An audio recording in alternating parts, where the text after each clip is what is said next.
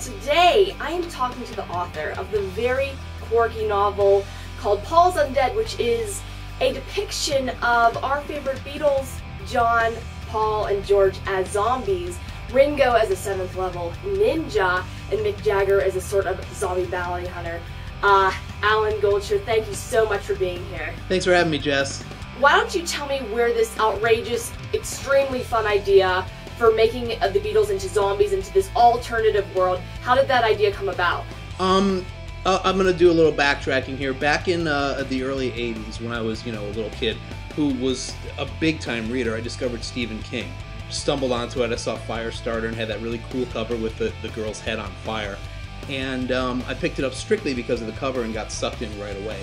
Fell in love with Stephen King, and one thing he brings to the table as a writer is that nice combination of humor and horror. Fast forward to when Pride and Prejudice and Zombies came out, I believe it was in 2008. At that point, the publishing industry was ready for more humor horror. It demonstrated that there was a market for it. And I thought, okay, well, here's my chance. I'm a music nut. That's what I'm known for as a writer and as a musician. And what do I know? You write what you know. And I was like, let's just mess with the Beatles. It'll be a blast. I'm a Beatles dork. And it'll be fun to spend 6-8 months just messing with the history of, a band I truly, truly love. What we know now is that it's going to be made into a movie, hopefully, and possibly a comic book. So is there a set date for when we're going to see that happen? As I'm inching my way into the film world, I'm realizing that it is a slow process, and in terms of, communication, the writer is, way low on the totem pole. So I'm a little out of the loop on the next step, but there's a whole lot of interest in it, and I've got some really cool ideas for it. One of which is, since we're in an alternate universe, we're in an alternate Beatles universe, what I'd like to do for the soundtrack is get a bunch of bands, and I'm sure the bands will come out of the woodwork, wanting to be a part of this, have them do the Beatles songs, except with completely different melodies. The only thing that will be saved is the lyrics and the sonicness, I guess. So if it's a song from 1962, we're going to record it so it sounds like it came from 1962 with the same lyrics, just a completely different melody. So, not only do you have a great soundtrack for the film, but you've got a great soundtrack to use as a keepsake. Something different than just another collection of Beatles songs or another collection of Beatles covers. So I'm hoping that whoever ends up producing the thing will work with me on that, because I think you probably are a Beatles fan, and that sounds appealing to you, I'm guessing, huh? Definitely, I definitely am. So since you have my platform here, do you want to call out to any certain bands or artists that you're thinking of, or you possibly have on your mind for playing? Being me, I'm thinking like huge, so I want the Foo Fighters in there.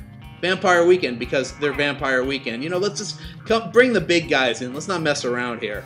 Oh, that sounds awesome. So, as far as you just imagining the movie, did you imagine it as a movie or even a comic book from the very beginning, or did that just come about as the book became popular? Well, as it is written as an oral history, it was a very cinematic thing. I tried to make it very cinematic because, horror novels, when they're more cinematic, that gives you the opportunity to, the imagery is so important to scare people or make people laugh, etc. So, as I was writing the book, I thought, okay, well, what would I do for the screenplay? And they ended up writing a screenplay that everybody's pretty happy with. I'm pitching it as like a big budget behind the music. It's in the documentary form, kind of like Spinal Tap. You're interviewing the zombie Beatles, and you've got archival footage.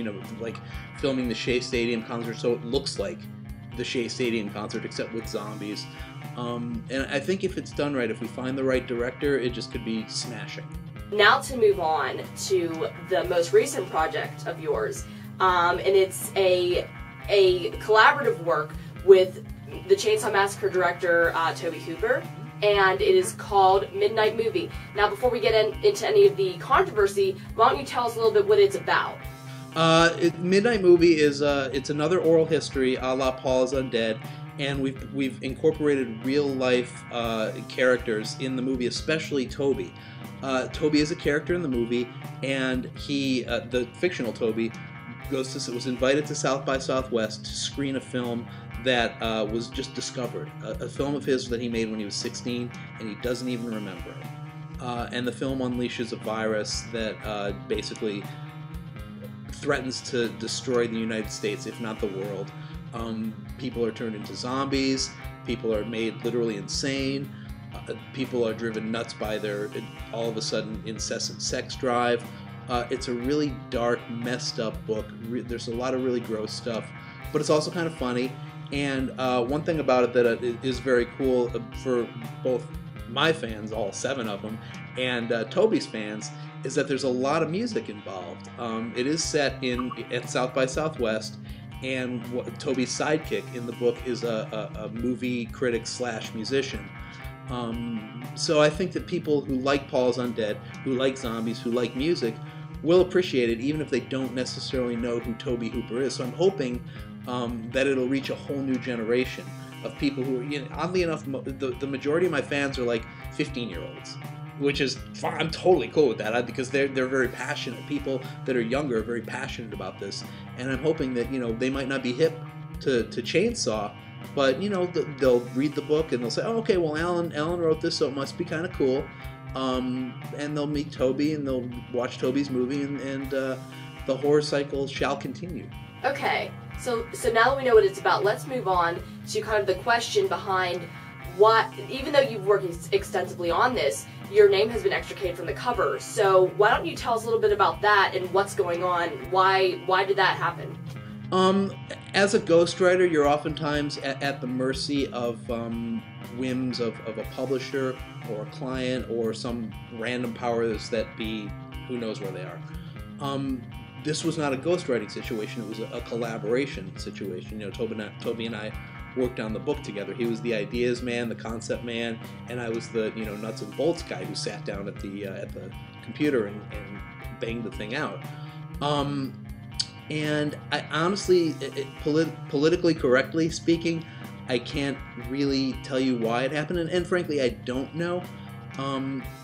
But I will say on the record, and I will tell everybody this, I am proud as hell of the book. I think it's a really good book. I think it's in the spirit of the Texas Chainsaw Massacre. I think it really gets Tobe's voice across. I just hope that my fans are able to find it. So that's why I'm trying to spread the word out there. My name isn't on the cover, but I did co-write it. People have asked me, did you really? Did you really? And I'm like, yeah, if I was going to lie about something, I'd say I wrote a Stephen King book. But, I'm just going to go with this one. Right, yes. And now we know that you did play a very, very big part in this book. So when will that be released into the public? July. I think it's available July 1st online, and I think July 12th in stores. So if you pre-order it, you'll get it about a week before the people who can buy the hard copy at your local retailer will be able to buy it.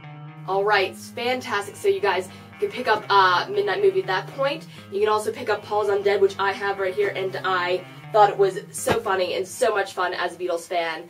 Thank you so much, Alan, for talking to us. Oh, my pleasure. Thank you for having me. I look forward to spreading the gospel. All right. I'll see you later, guys. Peace, love, rock and roll.